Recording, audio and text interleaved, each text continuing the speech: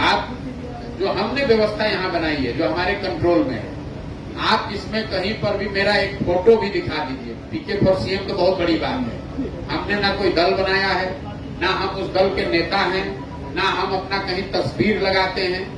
ये एक अभियान है जो मैं समझता हूं कि बिहार की सारी समस्याओं के मूल में एक समस्या है कि बिहार के लोग अपनी समस्याओं पर वोट नहीं करते।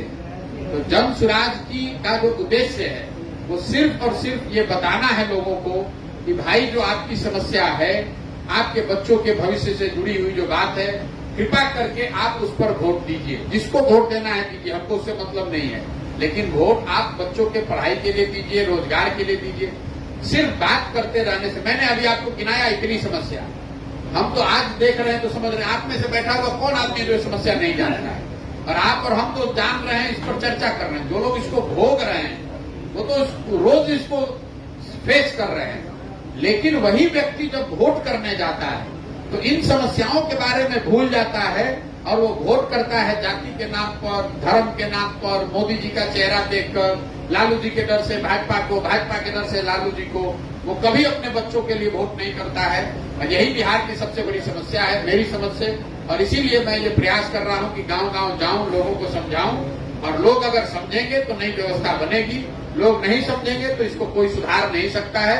आप चाहे जिसको जिताइए, जिसको हराइए, चाहे जितनी मेहनत कीजिए, जब तक लोग अपने अधिकारों के प्रति, अपने बच्चों के भविष्य के प्रति सजग नहीं होंगे, तब तक बिहार को कोई नहीं सुधार सकता है। प्रतिक्रिया ये है कि अगर सही नियत से इस चीज को किया जाए और एक ट्रांजिशन का फेज हो 4 साल 5 साल का, ताकि सबको उस व्यवस्था में आने के लिए एक समुचित समय मिले, तो ये देश के हित में है। ऐसा इसलिए कि सबसे पहले तो ये देश में पहले लागू था 17-18 साल तक। दूसरा, भारत जैसे बड़े देश में, मैं खुद इलेक्शन से जुड़ा रहा हूं, हर साल 25% भारत का हिस्सा करीब करीब वोट करता है। तो पूरे टाइम सरकार चलाने वाले लोग जो है वो इसी चक्र में फंसे रहते हैं। आज यहाँ इलेक्शन, आज वहां इलेक्शन।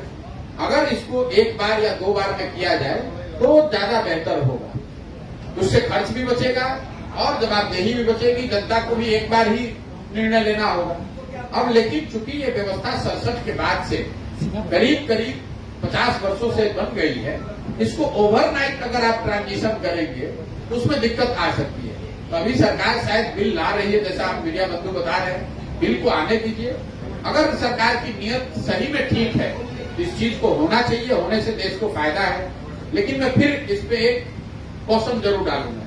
मान लीजिए कि आप अपराध, आतंकवाद निरोधक कोई कानून लाते हैं, तो कानून लाना तो अच्छी बात है, आप आतंकवाद रुकना चाहिए, उसके खिलाफ कार्रवाई होनी चाहिए। लेकिन उस कानून का उपयोग अगर आप किसी वर्ग विशेष या समाज विशेष को प्रताड़ित करने के लिए करते हैं तो उसका तो इसलिए वो जस्टिफाइड नहीं है। तो किस नियत से सरकार ला रही है और कितने साफगोई से, ईमानदारी से इसको लागू कर रहे हैं, इस पर निर्भर करता है। लेकिन मूलतः इलेक्शन हर रोज न हो, हर साल न होकर अगर एक बार में या 2 बार में होंगे तो उससे देश का, समाज का आर्थिक, सामाजिक, राजनीतिक